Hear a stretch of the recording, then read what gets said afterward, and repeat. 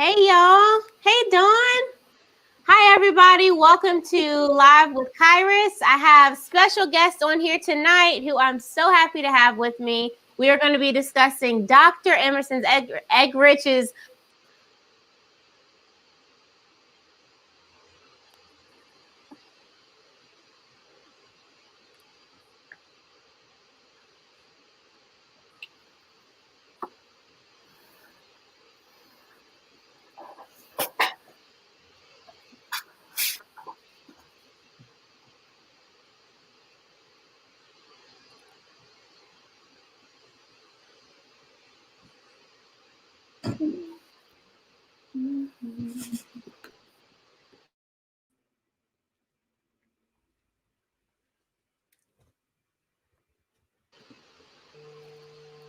Bree, you're back. Okay, I'm back. I don't know why I was lost, but now I'm found. Okay, so how's everybody doing tonight? Really good. Really good. Good. I'm super excited to have everybody on here. I don't know. We're having some technical difficulties. We just lost my parents. Why? I don't know, but we're going to keep going anyways. So I would like to go ahead and introduce my panels and some of my panelists and some of my special guests. Tonight, first, I would like to introduce Indy and Brian, my sister and brother-in-law who run IB Fit. They're amazing personal trainers, and they have so much insight on relationships and just even other life experiences. Sending your questions. You can direct questions towards each panelist separately as well.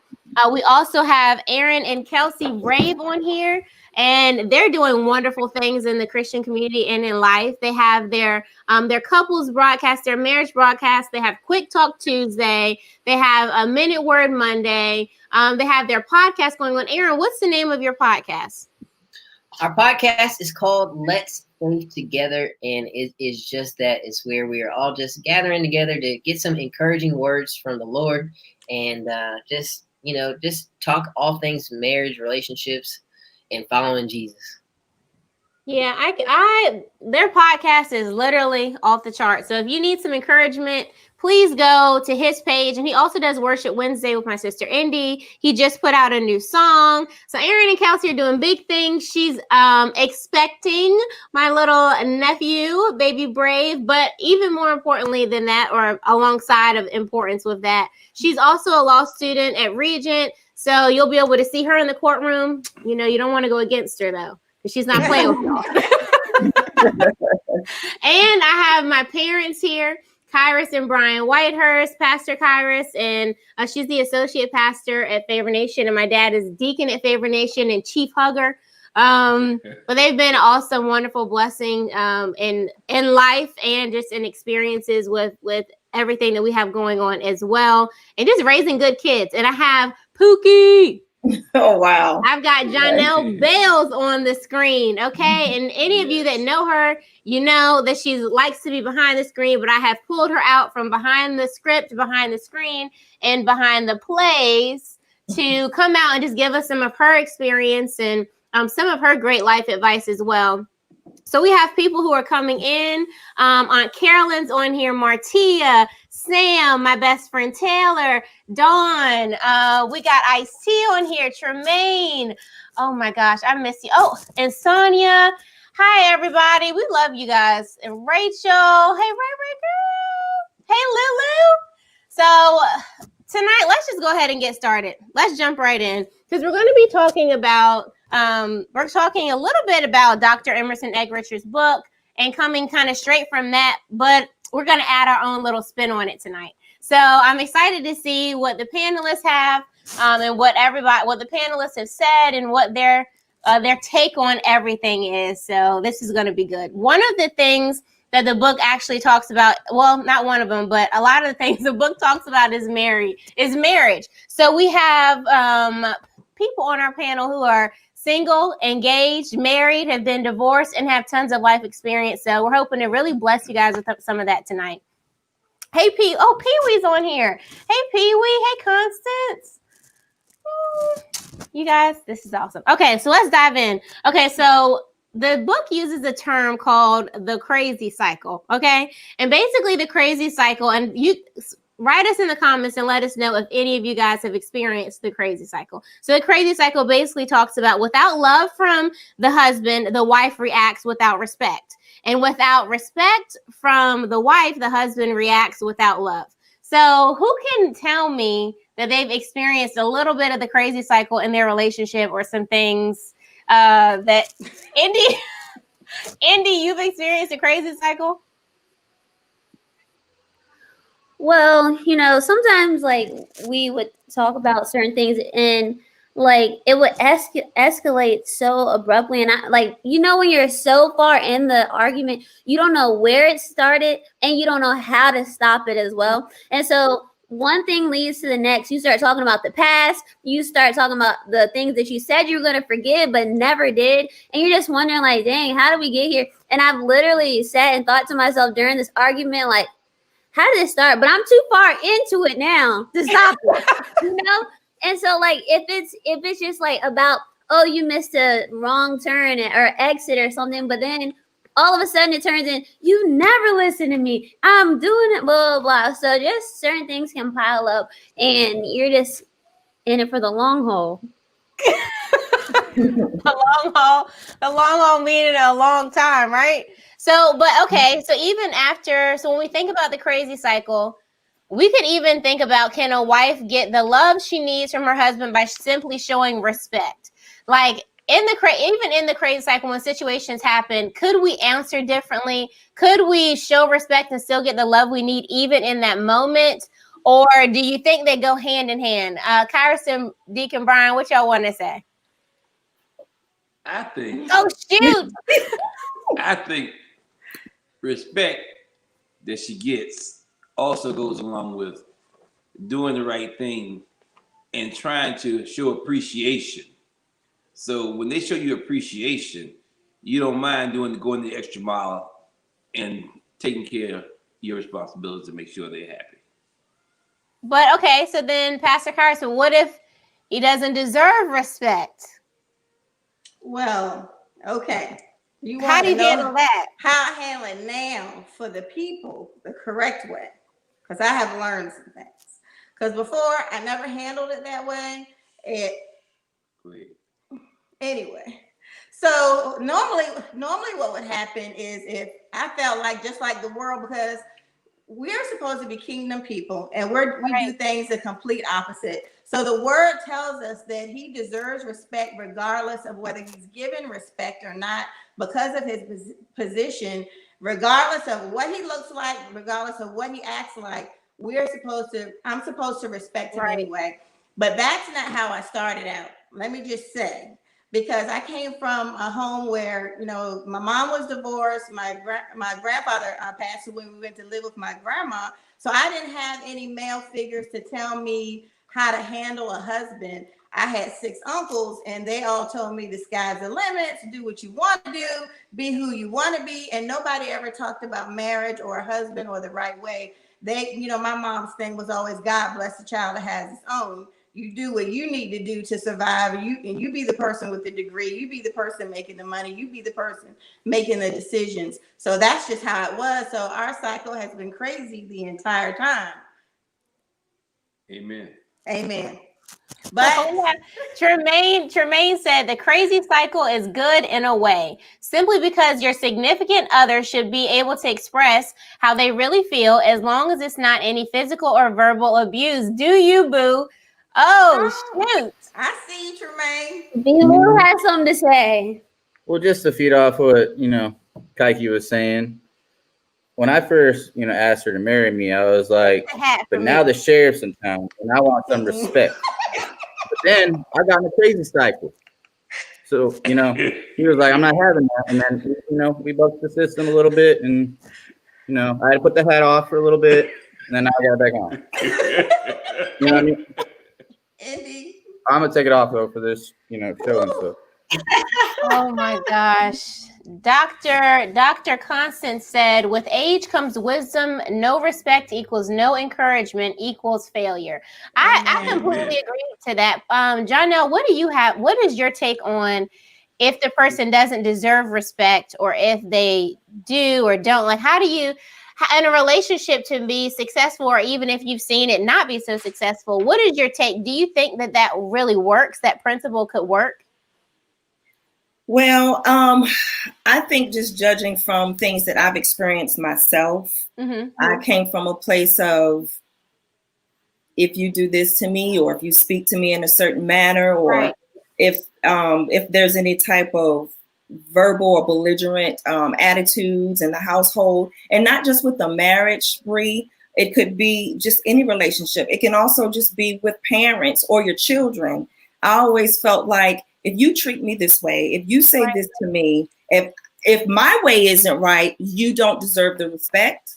And I also think it's a twofold scenario as well, because it's dependent on the person. Right now, we're speaking of the wife, if she's feeling the love, if there's no respect. What if the man is just not loving at all? Okay. But then we want to turn to where I am now in my life and what I've came from, as far as how I've grown in my intimate relationship with the Lord. And just to piggyback off of what Pastor Kyrus was saying about what the word says, that I am supposed to respect my husband. And it's amazing, because reading this book, I realized I didn't really understand or know what the true definition of respect was. I'm reading it and I'm like, wow, maybe there were times that I was disrespectful, even in my marriage, past marriage, or any type of relationship in dating. That's good. Yeah. So that's my. But you know what I think is really funny is that I can see how people cover respect and then also can add in submission in there, and we miss the whole part that it's not about being the weak one, being the one that's a slave, but being submitted for the mission. Because if you look at submission, there's submit and then there's mission in there. So you could be submitted for that mission of one, but sometimes we really do miss it. And then there are some times where people just abuse it. Because it calls the husband to love your wife as Christ loves the church. And that's not always the case. So there are some times where you see things come full circle and you're like, dang, he's definitely not loving you like he loves the church, but Christ always holds that one individual accountable, and not necessarily what your partner does. And I've had to think about that even in like friendships, relationships, like looking at that part, that I'm held accountable on several bases. So Aaron and Kelsey, you guys are newlyweds. Congratulations. I want to kind of know, what's your response to the crazy cycle? I mean, I think it's definitely, it makes sense really to me, because it's like, as a woman, I mean, obviously I want to be loved and respected. I think everybody does. But as a woman, you want that like love from your husband. And so I can just see how easy it is to fall into that cycle, just because if you don't feel loved in that moment, or maybe you have different love languages, or you know what I mean, or whatever the case may be, you just don't feel love for even a minute, maybe. It would be easy to just fall into that cycle of like, I'm not going to respect this person if they don't love me, or show that they love me, or whatever. So I think it's definitely an easy thing to fall into that probably most people fall into all the time. Well, that's true. That's true. Aaron, what's your take on the crazy cycle? I think it kind of trickles into the hurt people category. Oh, that's good, Aaron. It's the that's good. I think that's where it's at. I think it's when it's the inability to really articulate how you were really feeling. I know with me and Kelsey personally, we try to articulate ourselves in a way that like we'll start out our conversations that could probably turn into a crazy cycle with, hey, I know you probably didn't mean to make me feel this way, but this is what happened when you said that, or this is how I felt when you said that. So at least I'm giving her the benefit of the doubt, and it hopefully can stop that crazy cycle, because I mean the crazy cycle is a real thing. You really, and then pride gets involved, and then you're like, well, shoot, I don't care, I'm leaving, I'll walk out of the house, blah blah blah blah blah. And then there you go, there's your potentially your calling together, there's your what God has called you guys to, your kids are getting to see this stuff or whatever, and the enemy is just really wins when he gets you spun out in the crazy cycle. So I think it's good to identify when you are about to be in the crazy cycle, because a lot is at stake. Well, hold on. Go ahead. I think sometimes knowing your companion's position and what they're expecting, sometimes their expectations is hard to reach to keep you out of the crazy cycle. You know what I mean? They don't always, they want you to know automatically what they're thinking and how they're feeling and not understand that you're a person yourself, you have your own way of thinking. And at that particular time, your thinking may not be her way of thinking, and you're not doing something deliberately to keep them out the spin cycle, but you end up in the spin cycle. Mm-hmm. We have our first question, and we have another one. How do you, Sam said, hey, Sam girl, she said, how do we deal with that one person, deal with that, like a person not caring and no respect, you know, the mutual respect and the lack of care. If one person is totally self-centered and not caring for you at all. Not speaking about her current marriage, because, you know, Easy E loves her, so. So Blue had something to say. Go ahead, Brian. To that question, it was to the crazy cycle. So I can wait for the question. Okay, well, I would say to Sam's question, I would say Colossians 3:23 says, whatever may be your task, work at it heartily from the soul as something done for the Lord and not for men. So what God has called you to, it might not be the easy task, but once you said yes to that marriage or whoever you're with, you've taken on the responsibility of come what may, I have to serve the Lord. I have to do this as a kingdom work, even though it's your spouse right there. So, and then also to daddy, I would just say mommy's name. You talking about mommy. All right, I'm going to say this to Sam. Sam, I understand what you say, but the way I try to live really is that I believe in the 70 times 7 thing, because my wife was always saying, you just forgive people too much. You let people walk over. You let people do this all the time. And what I do is I just try not to see the fault. I try to think that the people have a good heart and it just went wrong. Not that they're actually deliberately trying to do me wrong or take advantage of me. But sometimes Pastor Kyrus, I have to practice what I'm preaching. Okay. Okay, let's move on to this next question. Oh, this question is specifically for Pastor Kyrus and Deacon Brian. And it says, after all these years, how have you kept the romance alive with your beautiful wife? For example, how often do you and should we say I love you to your wife / partner in a given day? That's a good question. What I do, I get my pills from Easy E. No. I'm just kidding. No, I mean, you have to look. I look at her sometimes. Not only do I look at the outer beauty, I look at the person she was when I met her. I mean, she was a ride or die person. I mean, regardless of the situation. Now, people. I'm not going to answer that. But oh my God. You have to continue to love them and see them. I watch all the time. I watch them, when they're walking and when they're doing certain things. You have to keep yourself interested and attentive and give them compliments for sure. And that helps, even if they're not cooking. I knew that was coming up. Okay, mommy. Well, what do you think? How often do you think that the I love yous or the date nights or the attempt to keep the fire alive or fire burning? Really, how often should that be done without it being overkill or turning it into work? Well, of course you'd ask me that. I think every day. I think you should tell somebody that you love them every day. Compliment them every day, no matter what it is. Sometimes it's not always easy because sometimes you don't feel like doing it, but you should do it. I'm just joking, guys. I'm just joking. No, really, you should do it. You should do it every day. And the thing is, if you love somebody, it's not a hard task to do. You can find anything to say somebody looks good or you appreciate somebody about something. John, now, can you answer that question? What do you think would be a good level of the give and take in return of in the romance or dating, keeping the effort part? Pray. Oh my God. But based on the type of, literally, because we're all different up here. So what would your expectations be? All right. Like in future, for the moving forward.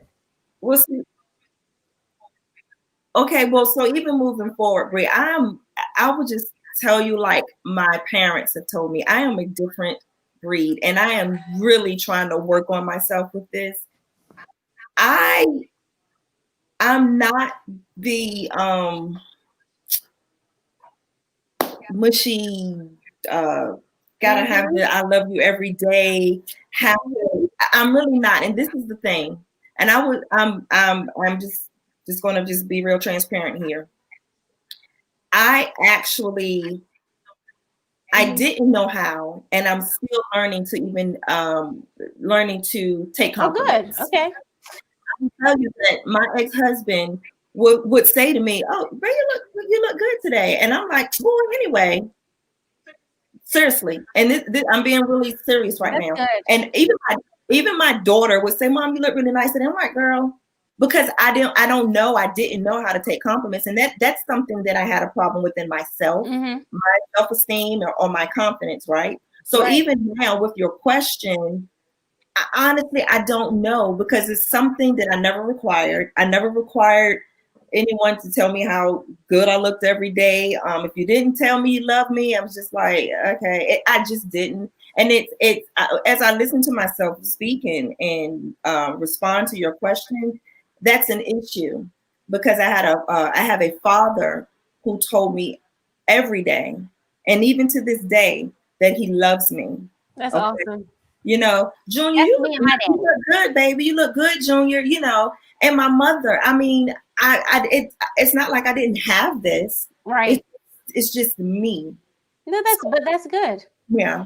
But I think that's awesome. Even in, looking at relationships like Indy and Brian, they're engaged. Aaron and Kelsey, newly married. Have y'all seen that can be like, because everybody's different. I want I love you all the time. I need the hugs and the kisses. Like my love language is quality time, physical touch. So but that's me. And so I do think, like, when I'm getting married, I have to also get to know that person and respect how they see things and how they handle things, and know that, because when we're talking about love and respect, if you don't show me love the way I receive it, then I'm automatically thinking you don't care about me. And that's not necessarily the case. That just might not be that person. So Indy and Brian, what are y'all's thoughts on that question?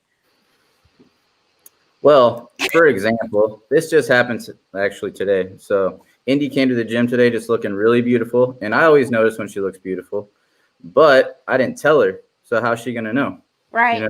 So I got, there's times where I say I love you all the time, or that she looks really beautiful, but then there's times I don't. So when I actually don't, I got to just be like, I'm sorry, I should have told you when I was thinking it, instead of getting all defensive and being like, what? I always tell you you're beautiful, which I've done sometimes too. Got in my own defense and can start an argument by itself. So. And also with the whole like Pookie, what she was saying and everything like that, like it's opposite for me. So I had like, Daddy, he always tells us like he loves us all the time and everything like that. So I do expect to hear that. And sometimes I can take it for granted, not from Daddy, but like say from B-Lou, because I hear it all the time and I expect it, instead of being I appreciate it each and every time, because so many people don't get that. And of course, tomorrow's not promised and everything like that. So and then I also had to learn, he's very affectionate, and I'm more like how my parents are, like as in like they're not as like all mushy like Pookie was saying and stuff. But I had to get over that, because Daddy's mushy to us and stuff like that, but I didn't grow up seeing them all kissing and hugging. Whenever they kiss her, I'd be like, ew, So now when I see that kind of PDA stuff, like if Brian tries, I'm like that, but if we're in private, that's fine. But I'm just like, so it really had to show me how to love differently, because you have to love someone how they need to be loved and not how you need to be loved. Right. That's good. Kelsey and Aaron, we have a question. I want you guys to take this one from Martia. And it said, do you believe knowing your partner's love language plays a major part in keeping your relationship growing, like receiving gifts or words of affirmation? Yeah, I think you definitely should make a point to first understand your own love language, and then communicate that love language to your partner for sure. And then also your partner should make a point to notice kind of and try to figure out what your love language is. Because sometimes I don't feel like we necessarily know for sure what our own love languages are, and sometimes we do. But it should be like a two-way street of like, I'm gonna try and notice and figure out what your love language really is, what's important to you, what makes you feel loved, and then try to do that. And that goes back, we talk about it all the time, but it goes back to serving one another. Like that's your job in a relationship, is to serve one another selflessly. And so by knowing their love language, regardless if it's like yours or not, you should make a point to do that. Yeah, I think it's important to understand someone else's love language, and because it's just, sorry, it's how they express their love. So I try to take notice of how she expresses her love to me, and I try to reciprocate that in the same ways, because because like you said, it's part of serving. And that's what we're called to do, is serve one another in love, which is what the Bible says. So yeah, and I thought the book, the author talked about how I think it was like Christmas or something, his wife had made him like a blue jean jacket, and she was like so proud of it, and that was probably one of her love languages, is like giving or something like that. And so she wanted him to respond so much differently than what he did. And he didn't kind of cater to her love language accidentally, because he probably didn't realize that was one of her love languages early on in their relationship. And so that really caused like a problem in their marriage to start out. And so if he would have, I guess, realized more what her love language was, he would have been able to show her. I think that's good. Tremaine has a question. He said, I sincerely appreciate how my wife feels. However, am I wrong for expecting her to understand that I would never purposely say something to belittle or hurt her? And I think that also kind of goes with your question, is it's all about how we receive it or how we perceive something. But I want to say that knowing the heart of the person, I think is extremely important. Like, and even in relation to God, we know when we have the Lord telling us no for something, it's so important that we remember and know the heart of God towards us, to know that his no isn't out of hatred, but out of love. Because then I can receive your answer and your response so much better when I know the heart of that person. When I know your intent and you have goodwill and, thoughts, good thoughts towards me, I do think that makes a difference. Yeah. Bree, can I say something to that? Like, I understand what Tremaine is saying and everything like that, but I mean, in the past, and I'm trying to keep it in the past, I'll be like taking people to court, like, you're a repeat offender. You know what I'm saying?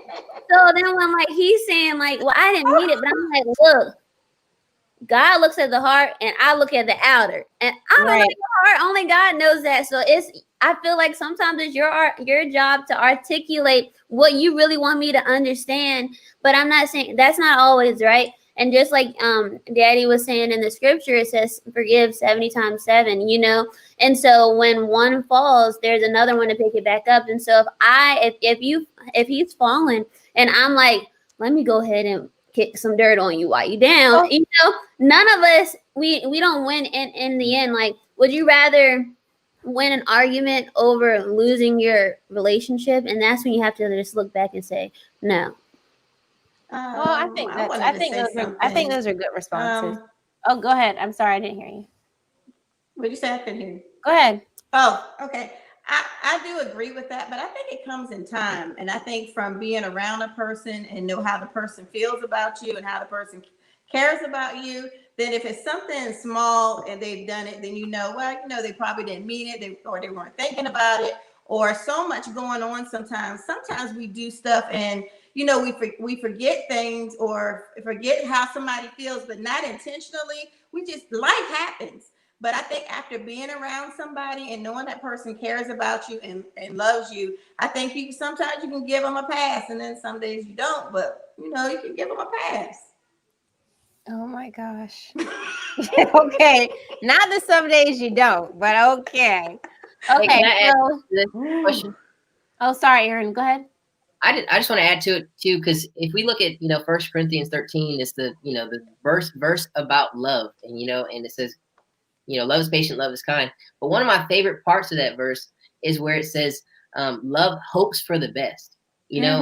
if we're supposed to be loving our spouses and our, our significant others, like actually loving them in an attempt to love them the way that Jesus loves us, we have to hope for the best out of them at all times, because there's always an opportunity for us to just, we could be walking down the street and somebody random, like, drives by really fast and you're like, oh my God, what are they doing? They're trying to kill me, but maybe they didn't even see you, or maybe, it's always an opportunity to take an offense, and that's why the Bible also tells us to be easily offended, and so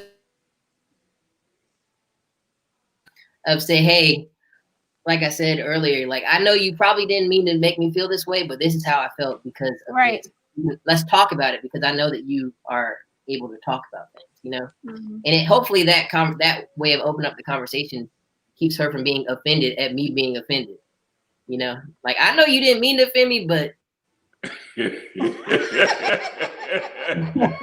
hopefully that doesn't put her on the fence, being like, because it just feels like, whoa, well, why would you even think that I don't care about you? And right. Yeah. I think it's also important to remember, though, the person who unintentionally hurt the other person, I think it's still important for them to remember, like, hey, just because I didn't mean to hurt this person doesn't mean I didn't hurt them. So I think they should come from that perspective of like, okay, I definitely didn't mean to. And the other person should be like, okay, I know you didn't mean to, but the other person should still be like, sorry. But I am sorry that it hurt you, even though I didn't mean to. Like, you should still have that, like, compassion. I think I would have to agree with both of you. I think communication is key. And we have a question from Terry Benjamin. And he said, how should we respond to the bad days? Which also goes in line with my next question of, should couples conclude they have a bad marriage simply because they sometimes have troubles and things get a bit crazy? And his question says, how should we respond to the bad days? Like, you don't feel like communicating because of a hard day. So if you come in and, your wife is, or husband, because, Jonelle and Mommy and Indy are a different breed on here. You guys come in and you might not feel like communicating or feel like talking.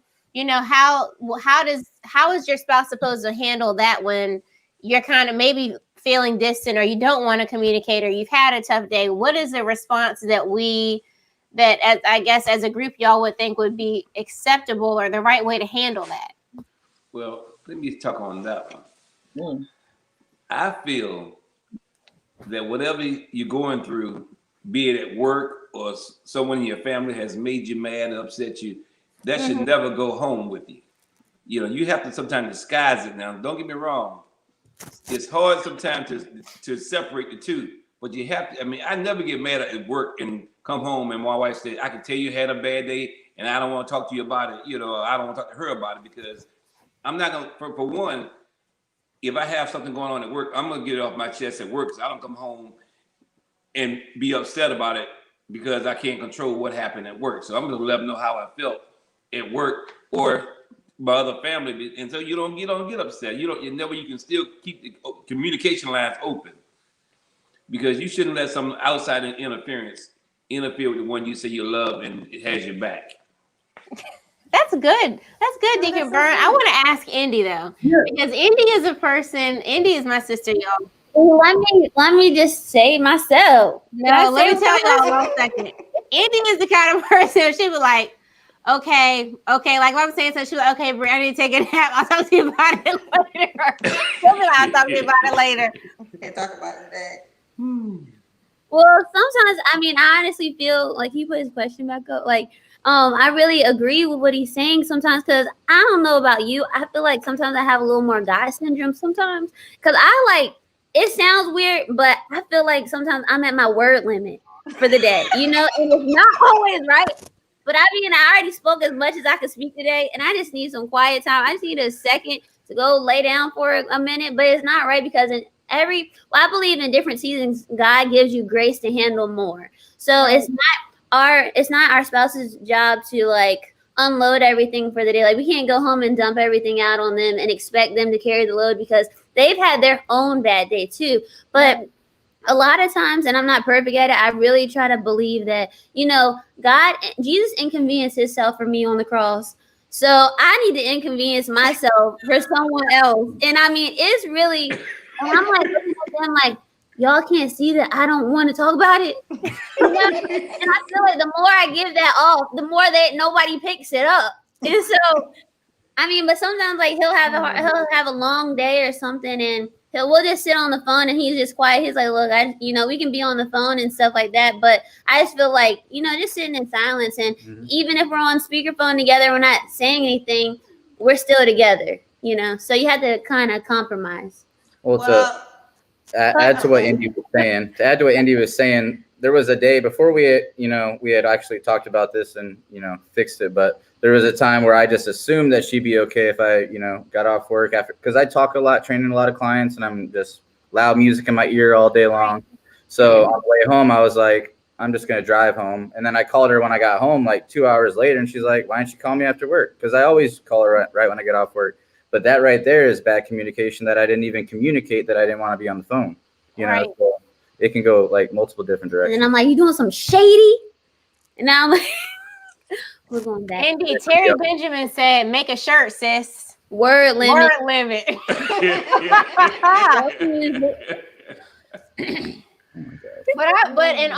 So if we think about word limit and we think about, someone coming home and saying they don't want to talk, I think I am learning, just being, like a single individual right now, even in dating, I'm learning that it still depends on the person. And when you get to know that person, you don't take offense if they say something, because I think a lot of times offense comes from how we feel about ourselves and the way that person treats us, then we internalize it. So really, instead of it really being them, we're kind of projecting and showing how we really feel about ourselves, because it's a spirit. It can come from a spirit of rejection, right? Like, let's be honest. So if we already feel rejected, then I'm reaching out to you. I want to talk. I want to do whatever. And you, like the rest of the world, whoever you're dealing with, your spouse is like, oh no, I can't do this today, or not right now. That just adds on to it. So I think sometimes it's a lot of inner healing that person may need to do too, so that it doesn't become a small fox, because the book actually talks about, and Solomon,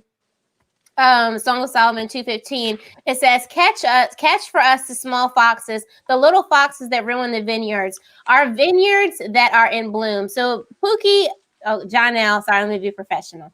Okay.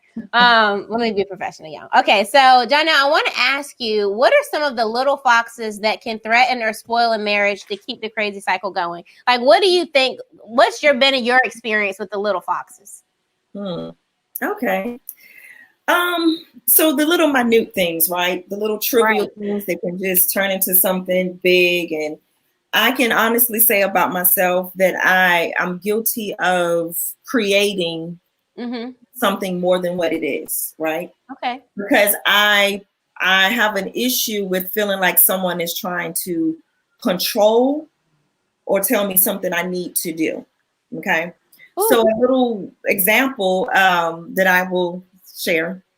There was a situation where my ex-husband was saying, hey, we were doing laundry together. And he said, hey, babe, why don't you fold the clothes this way?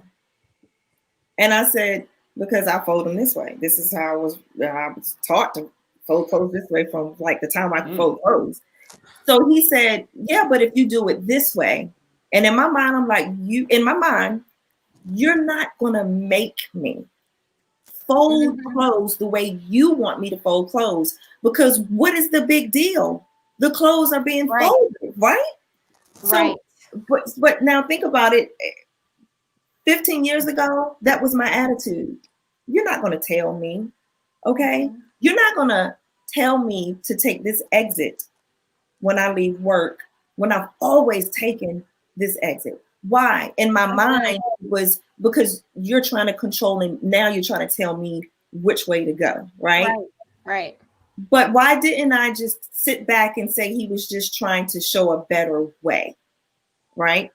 So it just turned out, Reed, to this whole big thing over just folding the clothes or over just an exit or direction. It just turned into a really big thing. So little foxes, in my perspective, could just be miscommunication that can just rock the entire vine, basically, So another thing that I've learned, and that a takeaway for me, if I ever take that journey again, to not let those little foxes. She will, y'all. To not, let those little foxes get in the way, and the misunderstandings, and get on the defensive end of it when it's just little things. That was good. Thank you for that. That was a good answer, because I do think it comes with wisdom and growth and time, because we're all raised differently, so we don't respond to things the same way or have the same rules or regulations. Even like with my parents, my dad is real one way, he wants to do something, and my mom is also very one way when she wants to do something, and the whole world might be saying there's more than one way to skin a cat, but the two of them like skinning the cat this way. So I do think that makes it. Yeah, I'm talking about you too. Yeah, I do think that makes a huge difference. And we have a question, and it says, since conflict is inevitably part of every marriage, what is the best way to address and ultimately resolve issues of conflict? Are there specific communication techniques or actions that you would recommend, especially in the cases where one side feels he or she is always right? Oh, the Whitehurst couple, please go ahead. Look at his face. You're already gone up. What I do in this situation, I have learned to do. It's hard to out-talk a woman. So the best thing to do is let them have the floor first and listen to them the whole time, all the way through. And once they're done, then you can say, now can I talk? And 7 times out of 10, you might get a word in. But it's worth the shot. You can it's not worth trying to overtalk them, belittle them or anything, because sometimes the heat of the conversation, you start throwing blows back and forth, and that's not what you want to do. You want to try to let them, verbal blows. Not the blows. You want to let them try to go ahead and get off their chest first, and then come back and say your part. And you want to really listen so you can come back with the correct response. And I just want. That's like me and Andy use. And I just want him to say what I want him to say and do what I want him to do. So no matter if I talk the whole time and then his response is completely different from what I'm saying, I'm still not happy. I'm still going to keep talking about it, because at some point I'm looking for things to turn in my favor. But it's pray for y'all. Pray for. Good Lord. So what Indy does is she times me. She'll pull out her stopwatch and she'll be like, all right, you get 2 minutes, go. Oh gosh, not and she'll cut me off for 2 minutes, and then I'll time her, and she ended up getting like 10 minutes. And then I'm like, all right, can I get 8 more? I sit on here and act like you're not the talker in this whole relationship. Would I lie, y'all? Look at my face. My whole thing is another note, because I'll time him after he has talked for so long. He swears it's only been 2 seconds. But my whole thing is I'm a person that walks away, and I'm like, look, I'm a firm believer. If I don't have anything nice to say, don't say it at all. That's good. You will follow me in my room. And then when I get the business of sinning, then I'm bad. And then when I get the business of sinning, I'm bad. But I'm like, listen, I'm a firm believer. Like, I will put my money on investing and walking away or whatever it is, because I'm just like, I know I'm about to tear some stuff down, because I'm not mature right now to handle me at my max and you at your max, because I always go with, don't talk to me crazy. I already got one dad. That's it. Right. And so I'm just always like, I know me. And if I know me and I know that I need like to walk away real quick, it's not that we're not going to come back and talk about it. He's more of, let's talk it out right now, but neither one of us is hearing each other, and we have tried to do that. So now let's try something else. I think that's good. I think that's a good way to handle that, because B. Lou, I follow her in her room too. Me and Indy as kids, we would be going back and forth, and Indy like, I'm not talking about blah blah blah, right? And I'm not really holding a grudge, and I'm like over the fight, so I want to go in her room because I need my friend back, So like, really, you want to kind of. Because the truth is, for me personally, and I think this is even growth in reading the book or just seeing different experiences, I just want to get it over with.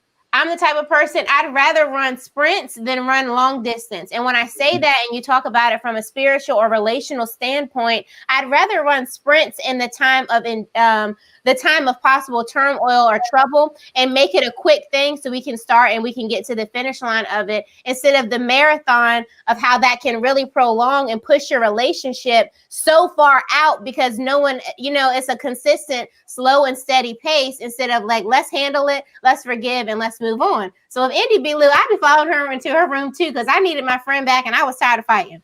I could be head off and I was at my word limit. Fight quick.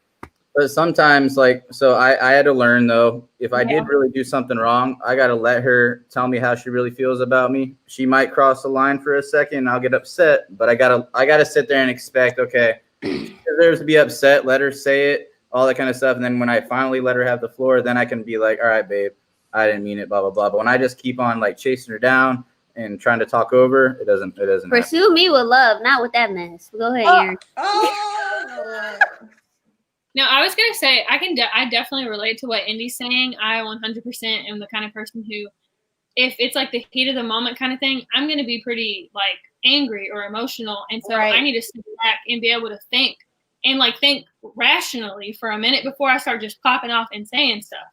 And so seriously though, so if I can just give myself 30 minutes, even an hour, and like if you're like that, your partner should understand like, okay, we got to do some sort of compromise here to where I can just give you a second of space and then we can talk about it. But it's important that you obviously come back, resolve it. But I also think an important technique answering the original question is you need to be, you guys hear me?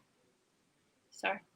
You guys need to be coming at the conversation as, like we've talked about it before, you need to be look at the argument not as an argument, but as a conversation, and you both want to come to a resolution. It's going to be good for both of you. So you shouldn't just be trying to win one side or the other. It should be an actual conversation that you come to a resolution that's going to be the best option for both. Yeah, a technique I always say is like, we always like verbally say, hey, look, we're on the same team.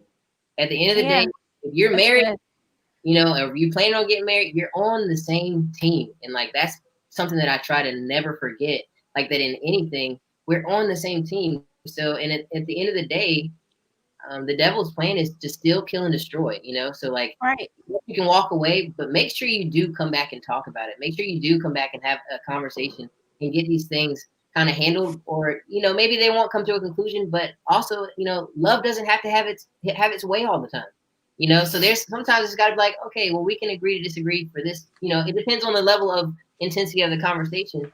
But, I always really try to go back and look at 1 Corinthians 13 and look and see, hey, am I being patient? Am I being kind? Am I forgiving? Am I not keeping the record of wrongs? I tried my best to do that. It doesn't work all the time. But, that and realizing, hey, the devil is really trying to break up my family right now. The devil is really trying to, like, with this little conversation, with this strife between us, he's really trying to stop part of our calling. And people, you might think that's such a big statement, but it's the truth. At the end of the day, once you let your guard down, like, God has so many great plans for you, so many great plans for your relationship that you don't even know, you can't even fathom. But the devil, he just wants to stop you at to the best of his ability. And if he can just get you to start arguing over little stuff and stop talking for 2 weeks or a day or whatever it is, and start, maybe it starts out as 10 minutes that you stop talking, but then eventually it grows to 30 minutes. But it's just to keep that perspective that, hey, we are on a mission here as a team as well. God has a plan for us, and that helps us to say, like, all right, look, we're on the same team with this. Let's try to get this resolved to the best of our ability, and let's keep on going. Let's not let the devil win in our relationship. Don't let the devil use you. Right. It's so good sometimes. To add one more thing to that too. One thing that me and Indy, have been in agreement on that we really try to do, like, we don't live together yet, but not until we're married. But we try not to go to bed mad at each other, because then one day you're waking up mad about yesterday, and then you can get into the crazy cycle, and then all of a sudden she's getting mad about something else that she might not have gotten mad about. Exactly. Yeah. Basically, the scripture says, be angry and sin not. So it's not saying you can't be angry, but it's how you do it. So don't let the sun go down on your anger, like he's saying, but just you can be angry, resolve it, but still you don't have to sin. Well, what about, is your spouse ever right, but wrong at the top of his or her voice? And are you ever right, but wrong at the top of your voice? And how can this keep, the crazy cycle spinning? Hold on, I got to go back 1 second. Fellas, if you're living with someone that can hold a grudge, you have to really pray. That's all I'm saying. Not you. What? Oh no, go back. Even Tremaine, but Tremaine said, Tremaine did say, he said, what's so hard about appreciating each other's feelings, and why fight if we're not going anywhere? And so I do think that's true to your point, Deacon Byrne, even with his question, just say what you're going to say, and you can say that, appreciate that person and their thoughts, and then move on. So I do think that that's good. But I do want to know, have you ever been right but wrong at the top of your voice? Hey, one more quick thing to add, because that was really good, Tremaine, what you said is, and I think at the end of appreciating someone's feelings, because every conflict is not going to get resolved. So like Daddy said, that is a key point. You really do have to pray, because sometimes you really can feel like you are extremely right. And like, I know that God is telling us to do this, or I know that we really shouldn't go this direction with raising our kids or whatever. Lord, please change my wife's heart around, change my husband's heart around for this, because this is, I know this is not your will. Like, because some things you just can't even resolve. It's like, I got to go back to the Lord and like, hey, help me out, Lord. Help this whole situation. Amen. So have y'all ever been right but wrong at the top of your voice? Jonelle, can you attest to this? Have you ever been right but wrong at the top of your voice?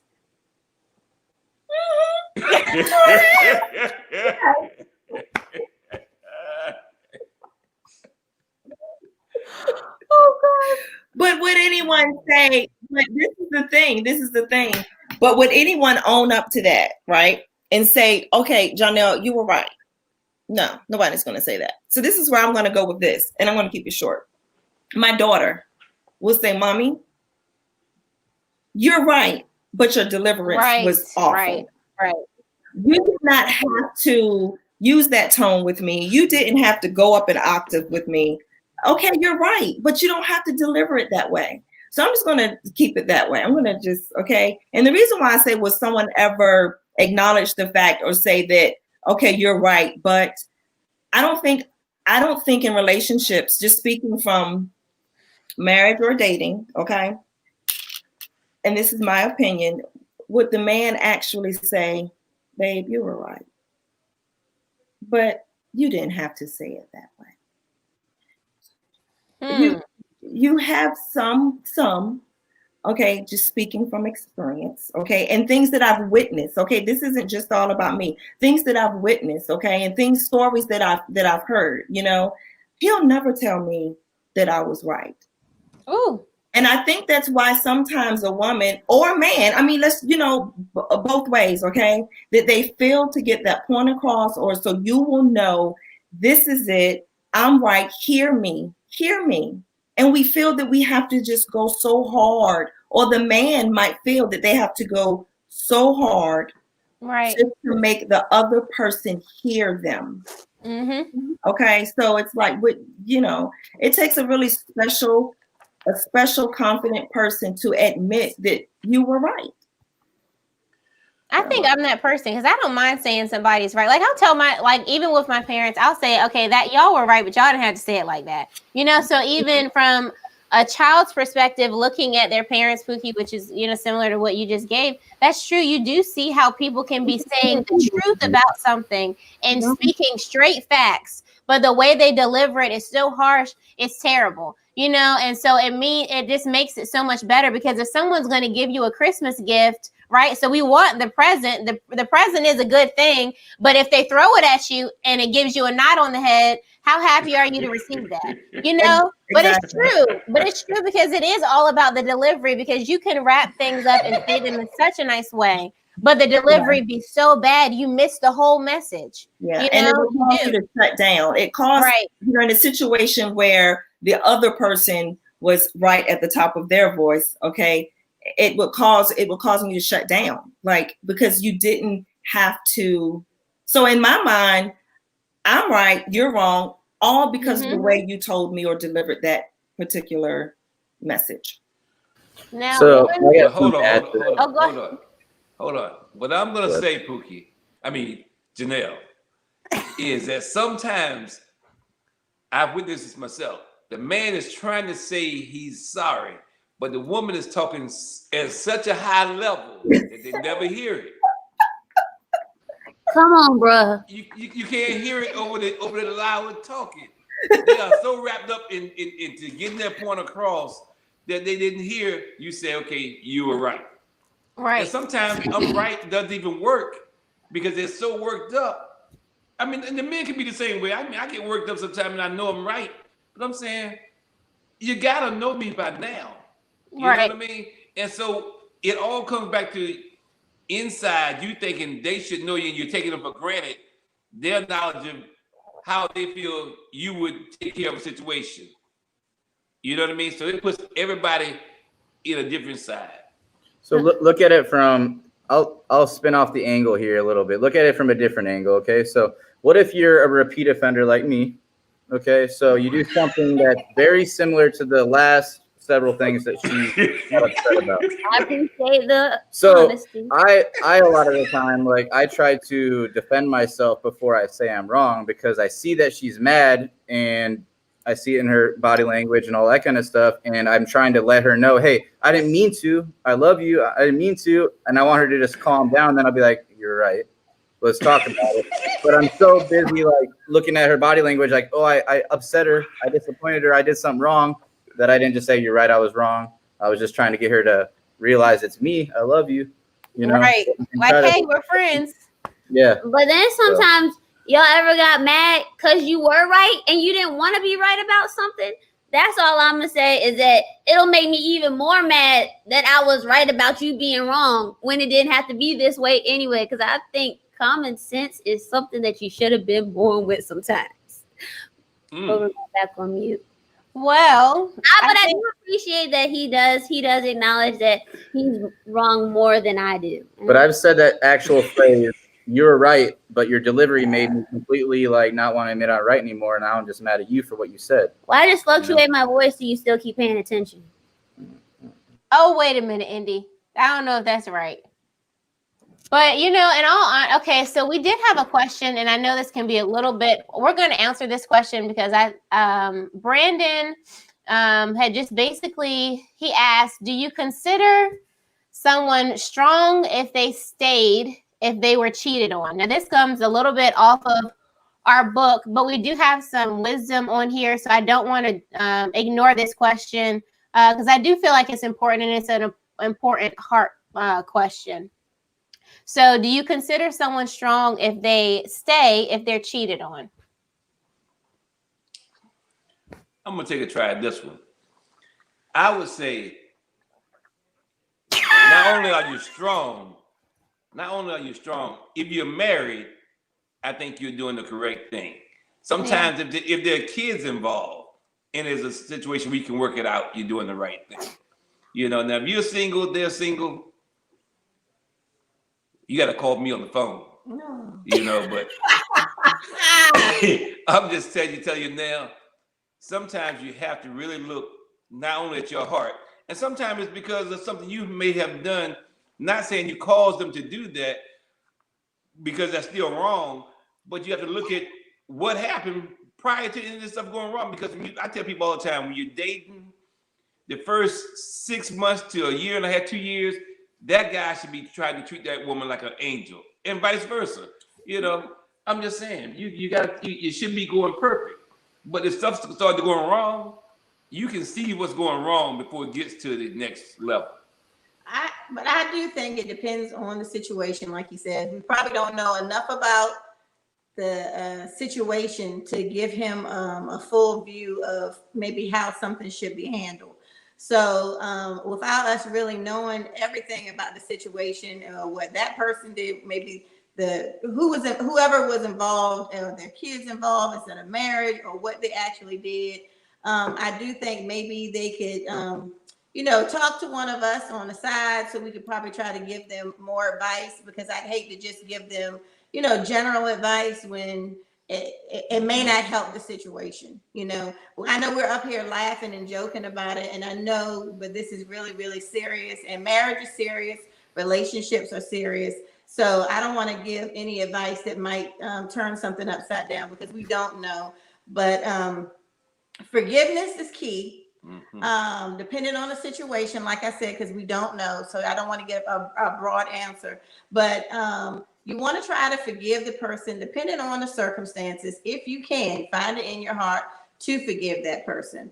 And I know that's something that might be something hard, something you can't even think of right now. But like I said, depending on if you're married, just like he said, married or kids are involved, they, you do want to show a person love. You do want to see all the circumstances and everything that was going on, and not just a broad answer, I want to answer because for me personally, I would say that person is strong. If it's a relationship and you're not married, then that person is kind of showing you sometimes toxic behavior. So you do need to pay attention to what people show you and not just what they're saying. However, if it is a marriage, God honors marriage.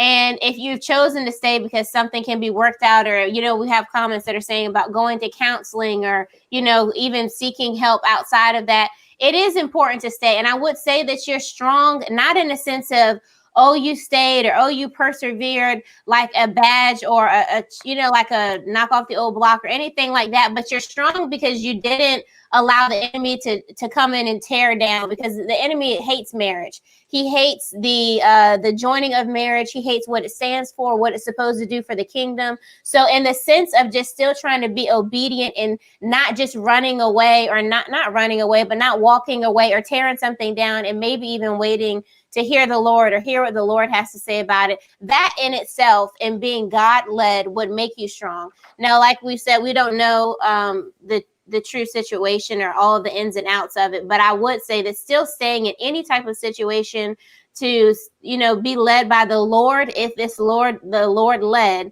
then that I would consider that someone who's strong, because the weaker individual would leave and be like, just done with it. But, Sharita Wilson, she said, God can restore the worst of marriages. So I would like to say that was a great question. Thanks for being vulnerable and asking that question, Brandon. Not saying that's your situation, but thank you for asking that, because that does give us great insight on this broadcast as well. So I want to know, we have one more question and then we're going to go ahead and get off of here. I want to know what happens, when the spouse forgets your birthday, because the book talks about how the husband forgot her birthday. Okay. And so how do you feel? Do you feel, what if it's an anniversary? How does that happen in anniversary and special holidays and different events? How has that made y'all feel in the past, if it's happened to anybody? Well, I'll go. So this is recent. We just had our anniversary and everything like that. And Bilu lives in a gated community complex and everything like that. So, I'm very I give you the answers to the test so you can't fail. So when you do fail, I'm just even more mad, because I've really gone to the extent of letting you know different details, So he's very, very, very, very thoughtful, and I really appreciate that. But then there's sometimes you're really thoughtful over here that you're not much where over here either, right? So one night it was our anniversary and he's like, all right, come over, blah, blah. We're going to cook dinner, blah, blah. So many good things, right? I'm going to cook dinner. That's fine.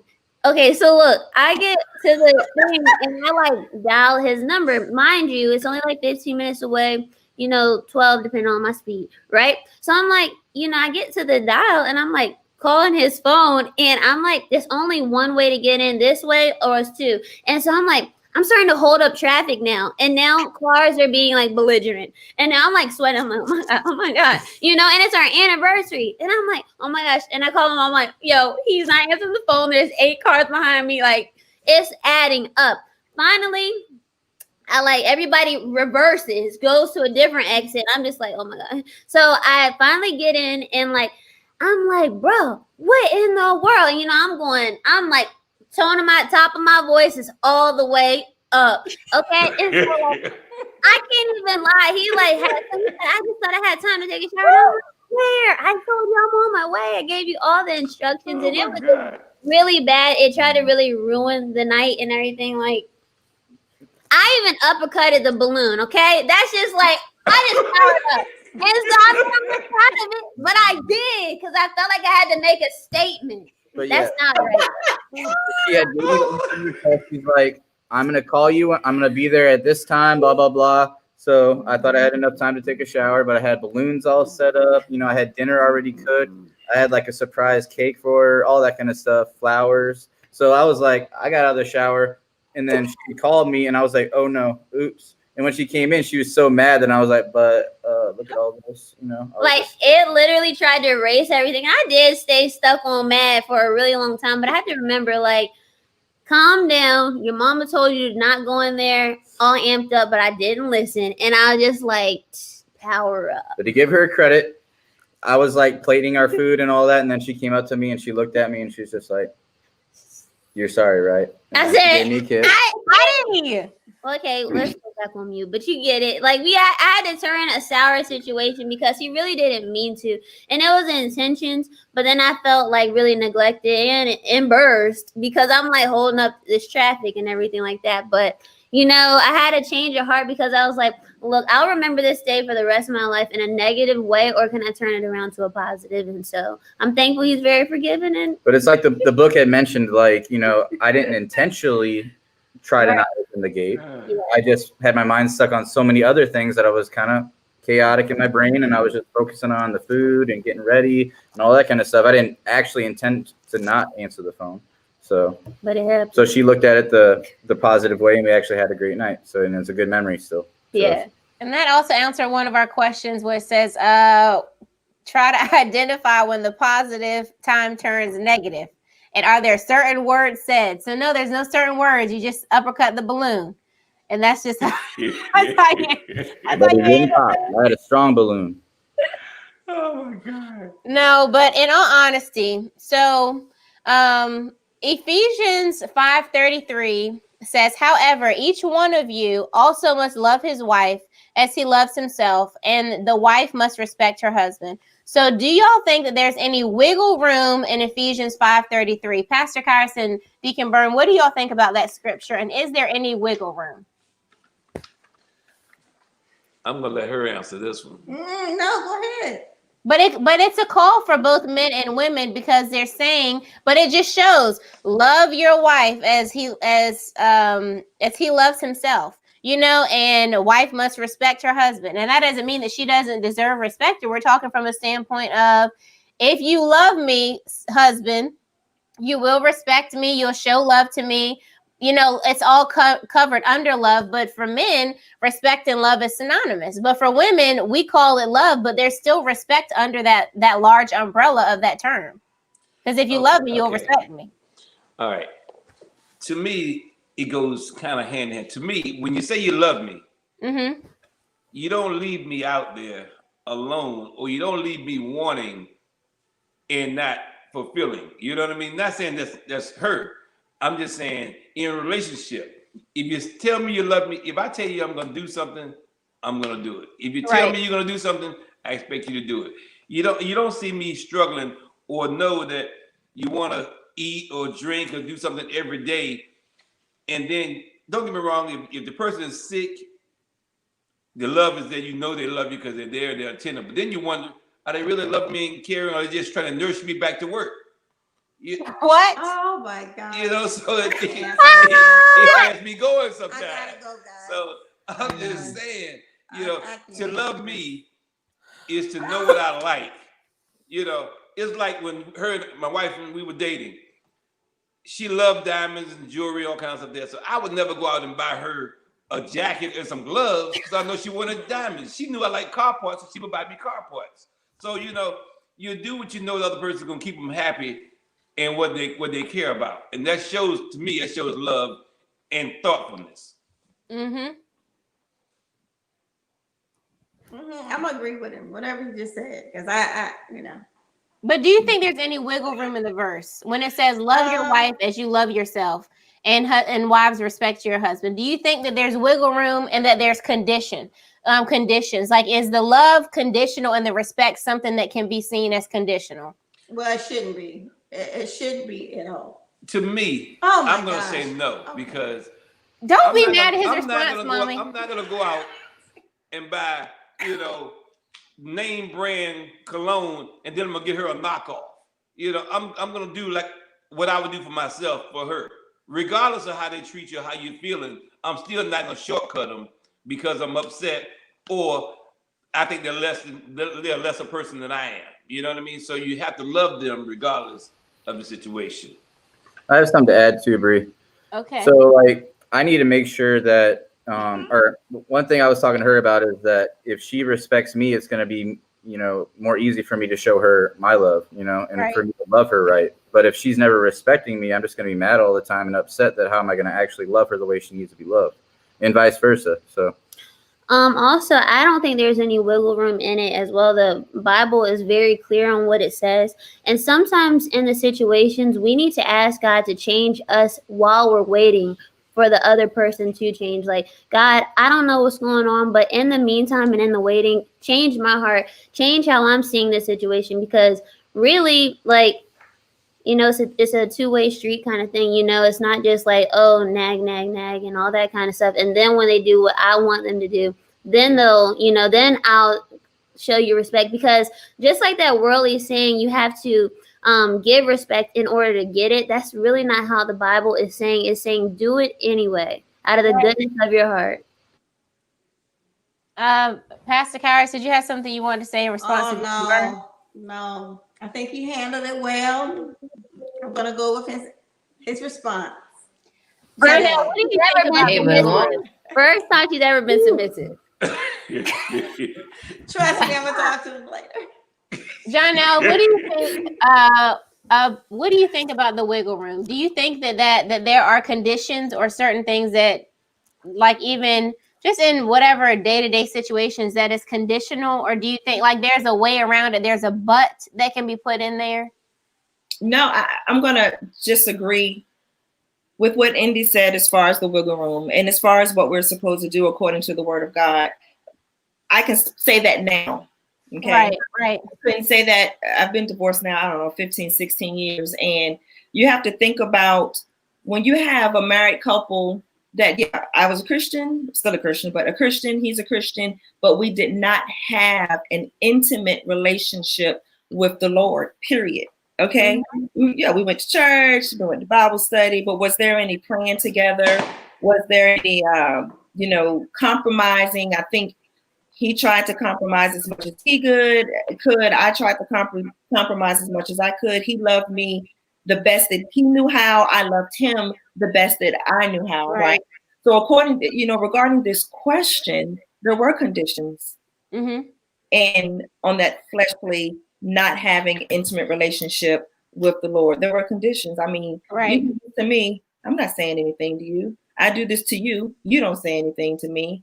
You know what I mean? So now, Bree, no, I understand now that there is no wiggle room, that I have to respect this man and let this man be the man and the head of my household. I do have to be that submissive person. And what I thought about being submissive then was just, no, not if I don't want to.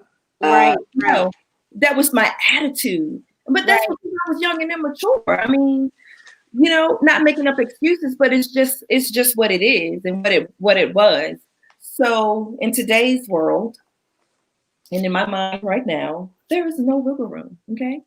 You just got to do it and just pray, like Indy was saying, pray that he will follow suit. And same vice versa.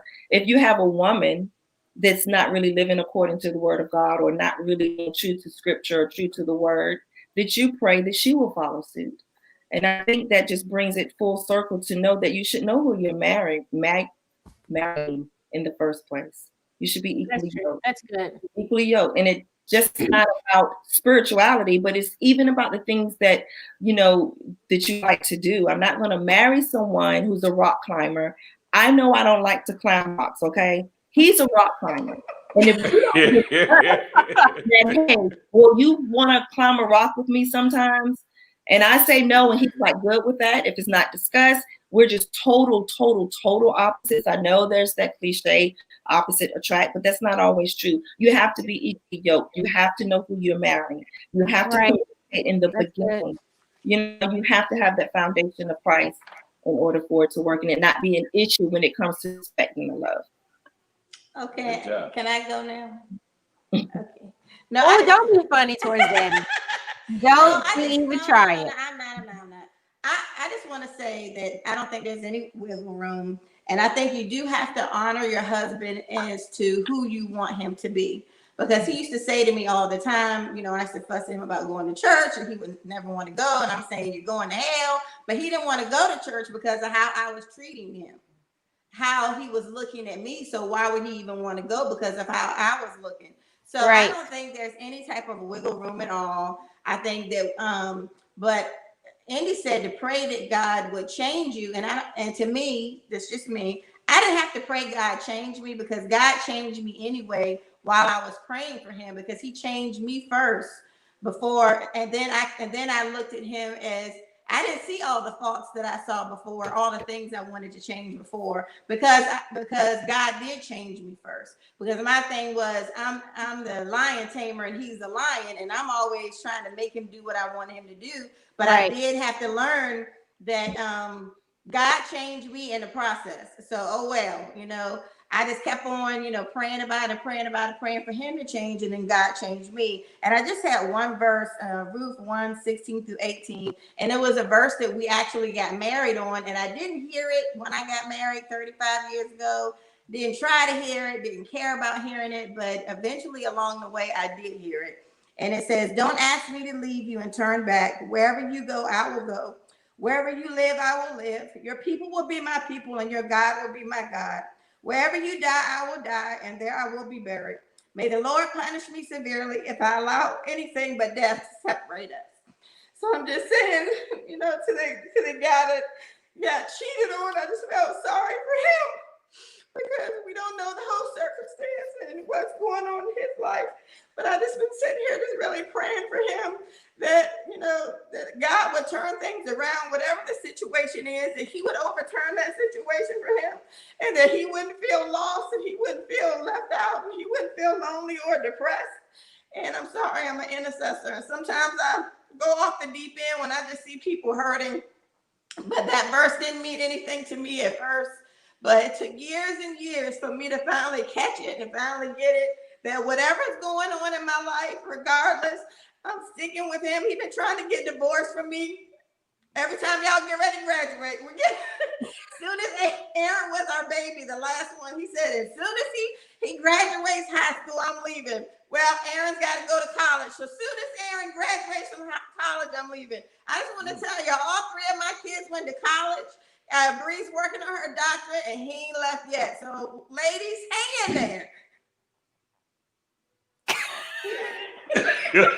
That's him, mommy. That dog. You see what I'm going through?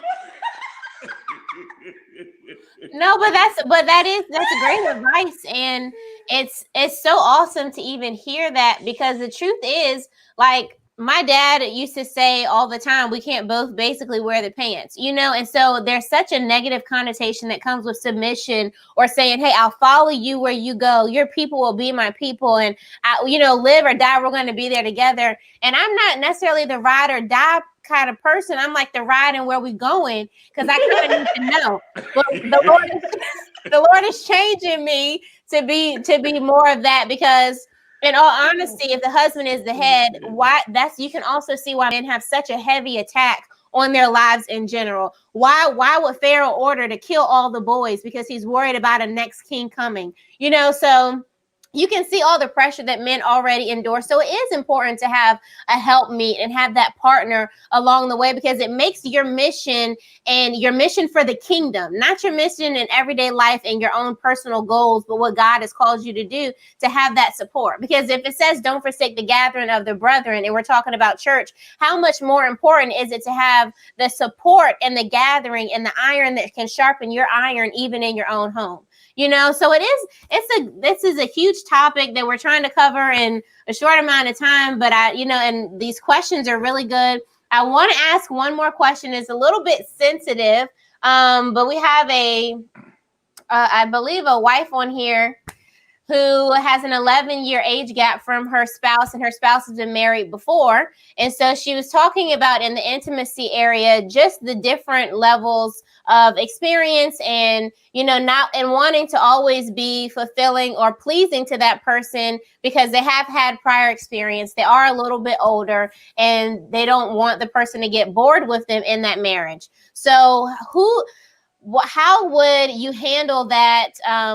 Coming from, let's ask Indy and let's ask Aaron and Kelsey, because I really want to know where, what, don't stop laughing, Kelsey. But I want to know because y'all, she's from Kentucky. He's from Virginia Beach.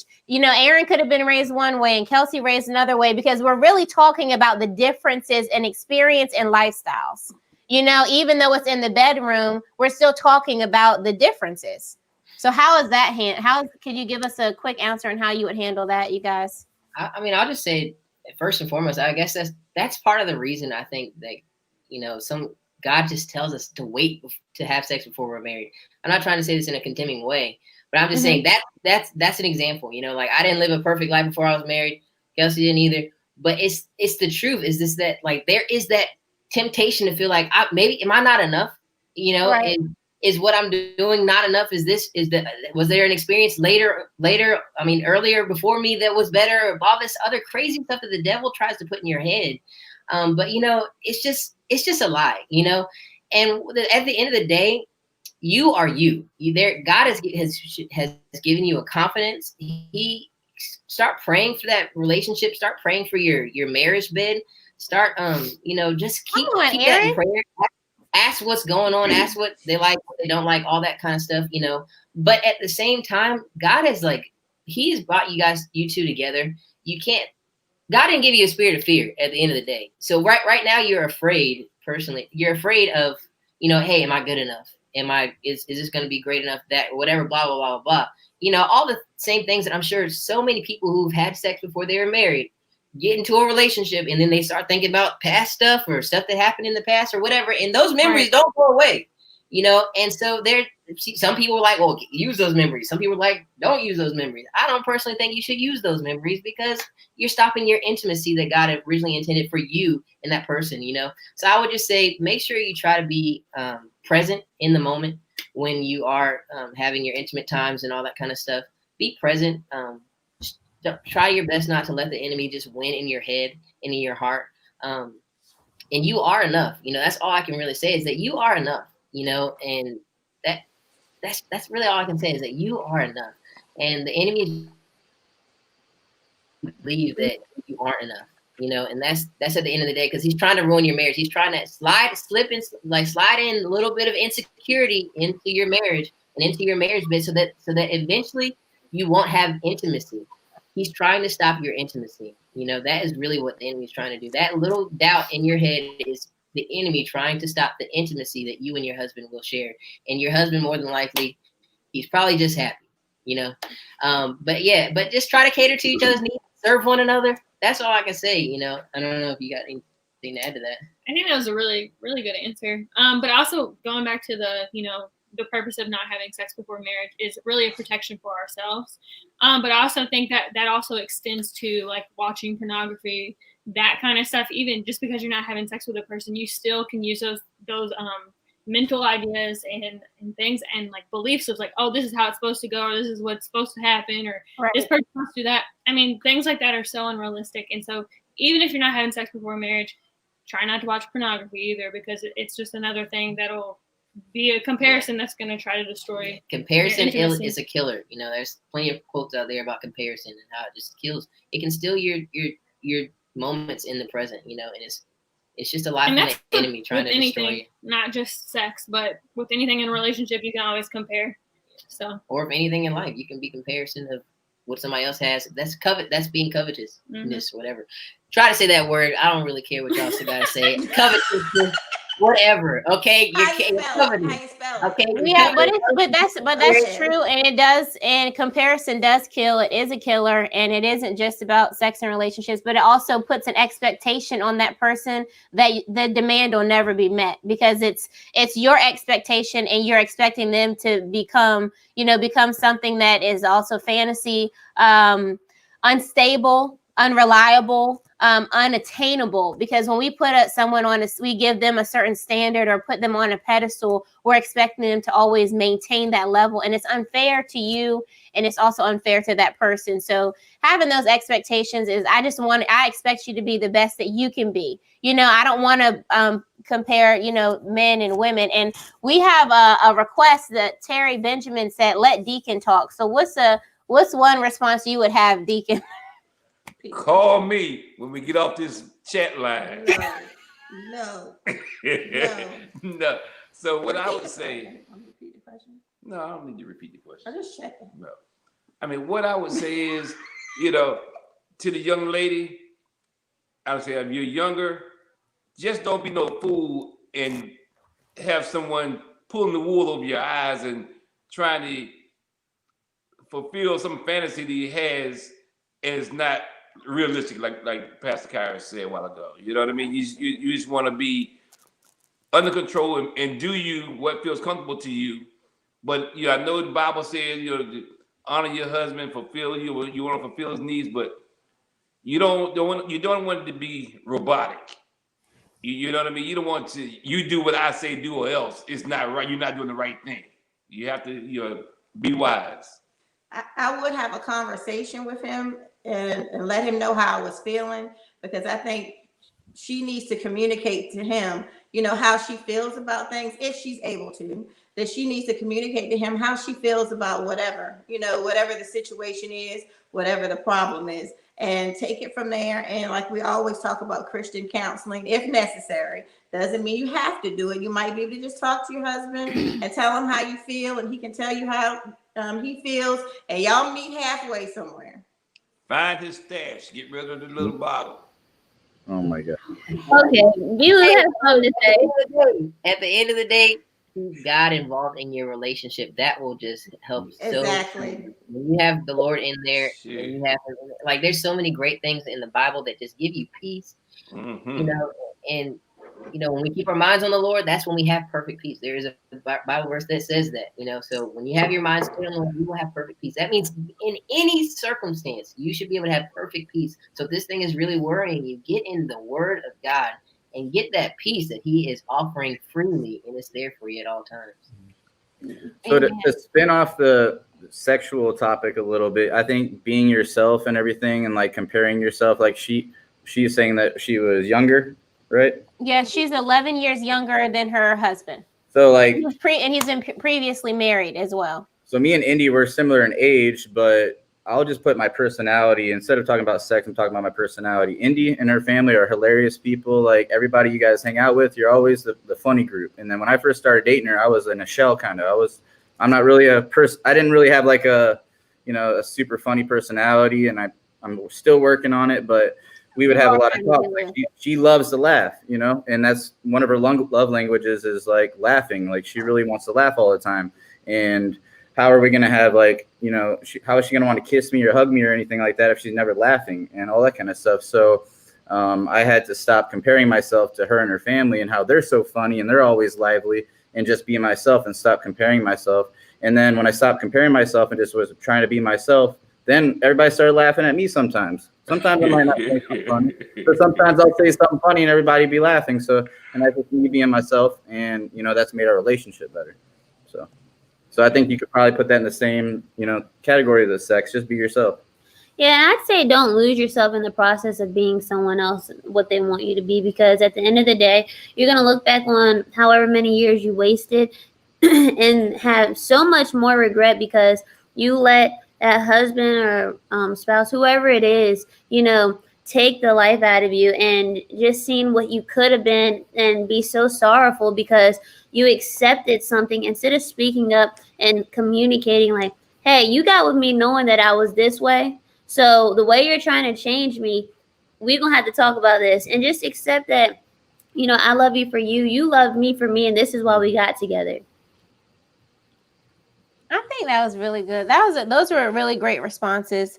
And we can just see that even in Ecclesiastes 9:9, it says, enjoy your life with your spouse whom you love all the days of this meaningless life that God has given you under the sun, all your meaningless days, for this is your lot in life and your toilsome labor under the sun. So we can see that even in that saying, like the person can say, okay, enjoy the life that we would live like in a secular way, calling it meaningless if we're not looking at it in a kingdom way. And so we do have to always put things in a kingdom perspective so that we can be kingdom minded and elevate our thought life, because it is your thought life that then manifests to your actual life and to your relationship. So it's important you do have a spouse and a wife to enjoy and to be there to labor with, because two is always going to be better than one, and it's important, like, Jonelle said, not even to spoil the vine with the small foxes, So I really appreciate you guys coming on here tonight. Does anyone have any last closing comments they'd like to say, or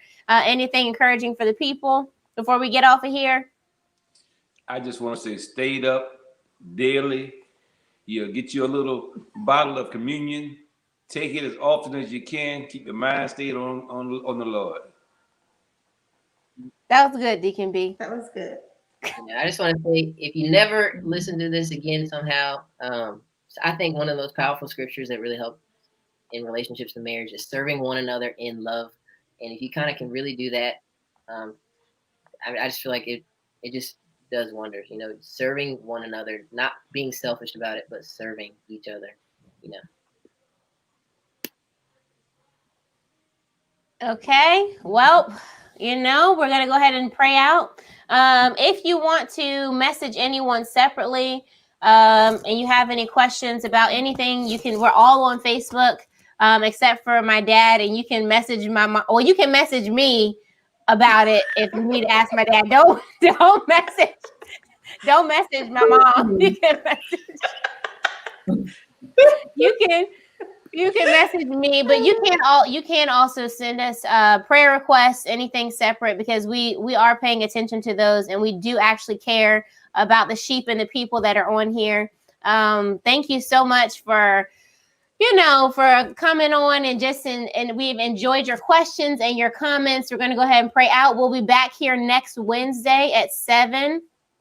Please share and, hit the like button and send this to someone who may have needed it and, that it might minister to. So let's go ahead and pray. Lord, we thank you for all that you've done, all that you're going to do, oh God. I thank you for blessing your people, each and every person that's under the sound of my voice on this broadcast tonight, oh God. I thank you that they would just begin to know you more clearly, God, so they could know who you've called them to be and not the world. I thank you for blessing marriage. I thank you for marriage restoration. I thank you for those that wish to be married, that you would send a godly spouse, a man or woman of honor, a man of valor or an integrity, oh God, that you would put them in integral relationships, oh Lord. I thank you that prosperity is their portion. I thank you right now that loneliness will have no hold, and fear and anxiety will have no hold over their lives, God, but that in this season you would place them in the way of people to bless them and be good to them, and vice versa, Lord. I thank you for the people who are in marriages, oh Lord, that seem to be a little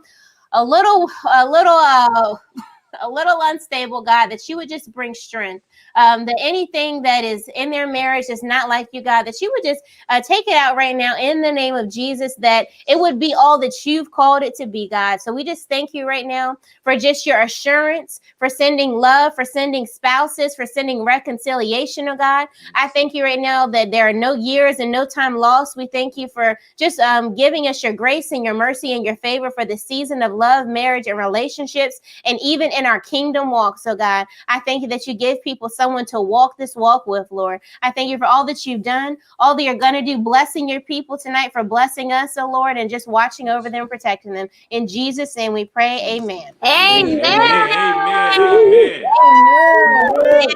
Amen. Thank you guys, and everybody have a good night. Live with Kyrus next Wednesday.